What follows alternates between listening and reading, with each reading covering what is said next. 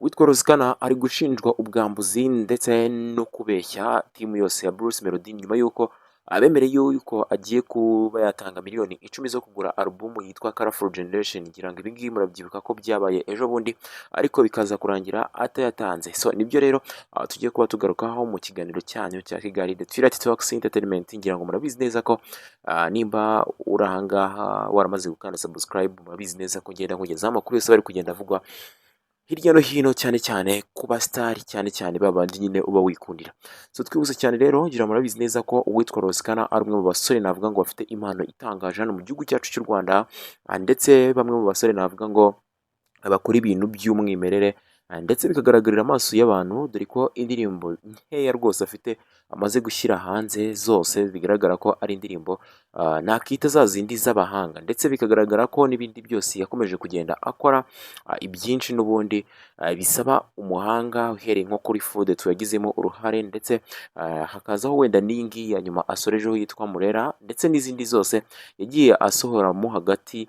Zose navuga ko ari indirimbo navuga ngo zakoze ibihe cyane abanyarwanda nyine bakomeje kugenda bishimira. Rero ngira murabizi neza ko yabaga muri 155 AM, ndetse ikaba na team cyangwa se inzu yafashaga abahanzi mu kubatunganyiriza indirimbo, ndetse n'ubundi bufasha bwose nyine bugenewe umuhanzi. Murabyumva ko nyine ari management yuzuye muri rusange. Murabizi neza ko yabaga muri 155 AM, ndetse inzu navuga ngo yavuyemo nabi bitewe n'uko uko yayivuyemo ntabwo yagiye yivuga neza mu binyamakuru hirya no hino, ari nabyo abantu benshi bakomeje kugenda bakomantaho bavuga uti Rozikana sigaho, ntukagenda uvuga nabi ukuboko kwakugaburiye. Nubwo byaba bitaragenze neza, abantu ntabwo bakomeje kugenda babimushimira. Rero nibwo ejo bundi yari ari kuri The Choice Live ku Isibo. Ngira ngo murayizi neza ko ari ikinyamakuru gikorera kuri televiziyo y'Isibo, The Choice Live, ndetse akaba ari ikiganiro navuga ngo kigirwamo uruhare n'uwitwa Philipita ndetse n'abandi bagiye batandukanye bakorana, aho batumira umuhanzi bakamubaza ku bijyanye n'ibikorwa bye, ndetse Rozikana aza kuvuga byinshi cyane, ari nawe yahishuriye ko uwitwa Element kuri ubu ngubu studio arimo gukora ari studio y'igitangaza, navuga ngo izaba studio y'icyitegererezo hano mu gihugu cy'u Rwanda, aho ahamya neza ko iruta 155 AM, nubwo na 155 AM ifite studio irenze. Rero tukiri kuri ibyo ngibyo, ni byinshi cyane yabashije kuba aganira nabo, ari nabyo tugiye kuba tugarukaho. Kimwe mu byo bamubajije ku kijyanye nuko atigeze nyine atanga amafaranga ageze kuri miliyoni 10 yemereye uwitwa Bruce Melody. Kira murabizi neza ko uyu Bruce Melody ndetse n'abandi bagiye batandukanye barimo abahanzi nyine bagiye batandukanye, harimo Element, harimo n'abandi nka ba Kenisol, ndetse n'abandi bagiye batandukanye babarizwaga muri 155 AM.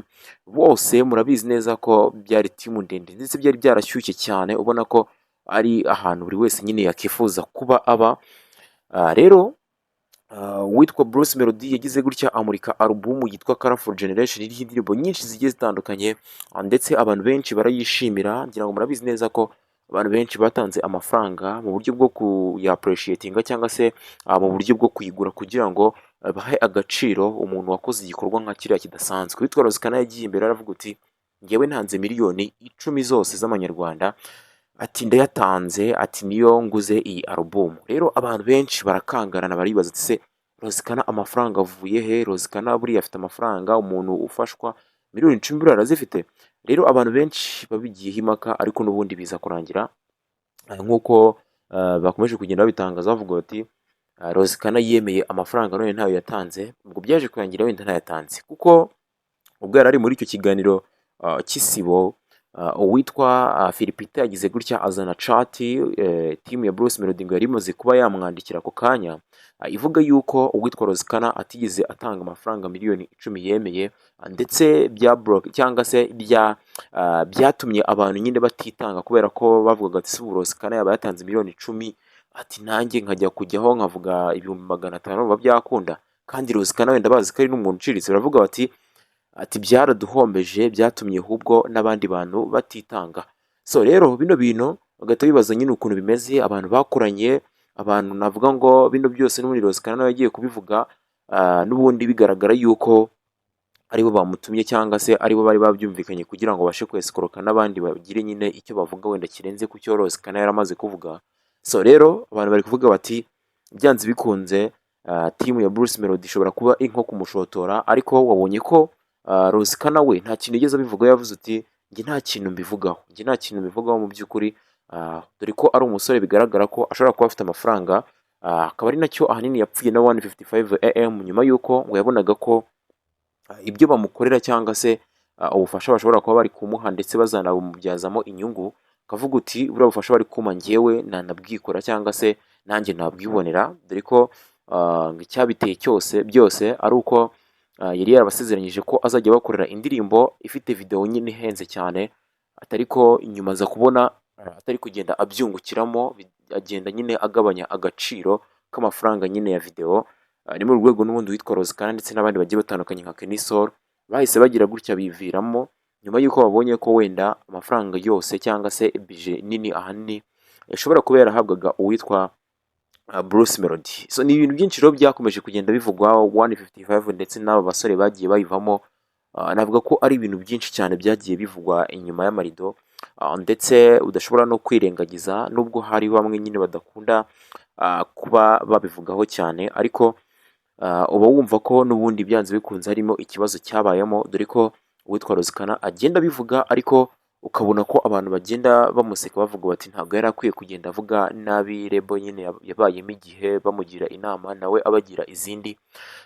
Uri kubona ko nyine bitifashe neza muri rusange. So ngayo nguko ibya 155 n'uyu musore wanyu ngo ni Rose Kana, dore ko kuri ubu ngubu yasohoye indirimbo yitwa Morera, akaba ari indirimbo bivugwa ko yatakajeho miliyoni zigeze kuri 30 zose. Abantu rero bakatangira bakanibaza ati ubundi Rose Kana akurayo amafaranga, dore ko abenshi bakomeje kugenda bavuga ko ashobora kuba ari umupfubuzi nk'uko nyine abantu benshi bakomeza kugenda babivuga, dore ko ejo bundi we yanagize gutya akabyitangariza akavuga uti birambabaza iyo munyise ko rwose nkora ibyo bikorwa, ati ni ibintu bitajya binshimisha bitewe n'aho nzi nkora imbaraga cyangwa se nkura amafaranga yo gukora video nk'iyi ngiyi, ati mfite inshuti, mfite imiryango, ati ndetse yewe nyuma y'umuziki mfite business nkora kandi yinjiza agatubutse, rero ntabwo nshobora kujya muri ibyo bikorwa nk'ibyo ngibyo. Ati abantu babivuga rwose barumva bambabaje cyane. Ngira ngo iyo Morera muri kuyibona ngiyi muri kubona ko mu byumweru 2 gusa yari imaze kuzuza miliyoni 1.